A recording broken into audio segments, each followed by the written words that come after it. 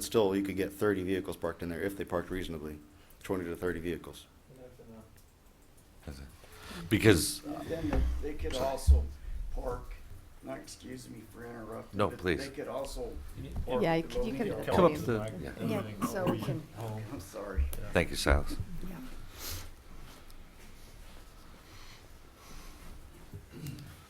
I know this plan should have come out earlier, I'm sorry, but they could park, unload their cars, and then they could pull on around and park, you know, along the street where it's legal to park too.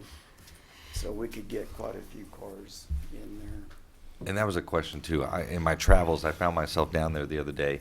There's 6 new no parking signs on Elm. That has been put up by the city of South Right. Hutch to And so close that's it in, removed but- that totally out of the equation, correct?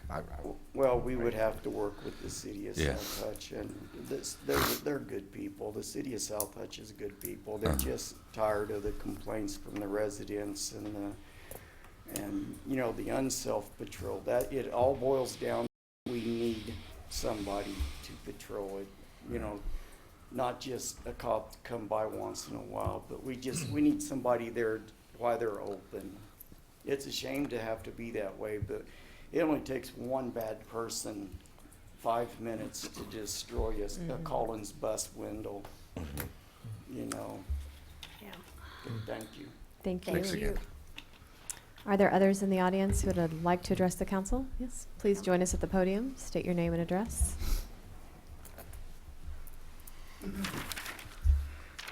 My name's Jason McDade. I live at 629 East Avenue F here in Hutchinson, Kansas. And you're killing me with the 3 to 5 minutes.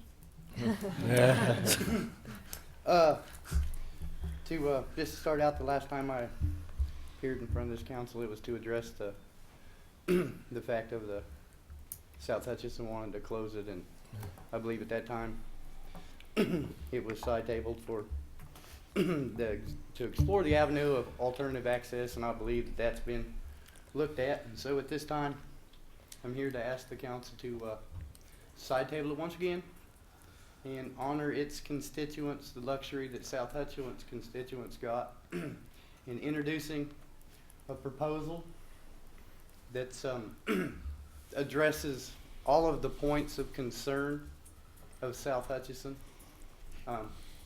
I myself had started a discussion with Mr. Mancy on the ideas that's been brought forth to you by some of the citizens here today, and due to holidays and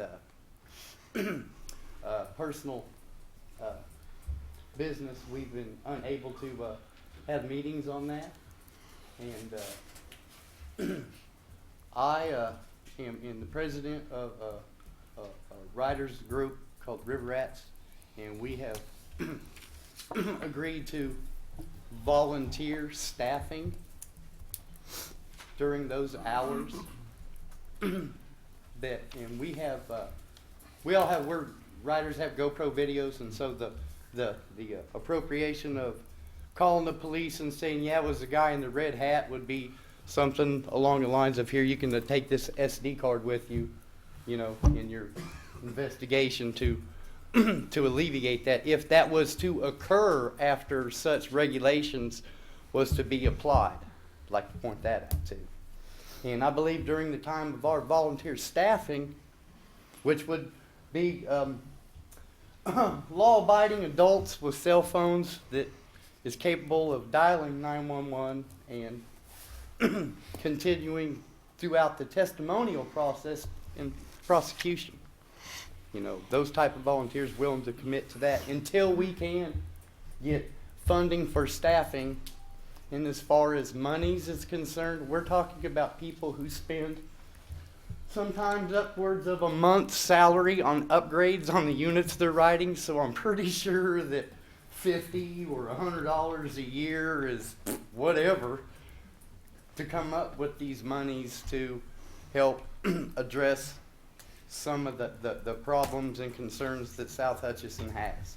And I would like to think that South Hutchinson's City Council Committee would be so reasonable as to at least understand that Hutchinson has side-tabled this agenda for, if nothing else, for the 20%, I believe was Mr. Such and Such's quote of a rough guesstimation of those of us like me that have a licensed, registered, insured craft that I can drive anywhere on any street and not have to park, that me and my son, we like to ride over and go to the fishing hole on our dual sport enduros legally, no matter what road we ride on? Are we going to take that away from your constituents too? And the complete closure of access, I'm to understand that I couldn't even lawfully ride my enduro and park it and take my daughter walking over there to just fish? I mean, we're talking about closure to citizens, you know, of land that that's been here, we'll call it commonplace access since the 70s. I believe that we can get together and alleviate these issues if it was side table, and I'm willing to put forth a lot of the work and effort to answer a lot of the questions that the council may have. I may actually even know more about it than you guys do, as far as I'm sure you do. what occurs down there. You know, and I won't deny the fact that it's been pointed out by myself that to the Hutchinson or South Hutchinson City Council, the complaints was what I like to call anecdotal evidence. He said that she said one time at band camp it happened. Without the chief of police being able to substantiate that, yeah, we even get calls that aren't acted upon, but we're even the calls that are redundant, you know, or fruitless. And I understand why they don't, and I understand that those things do occur down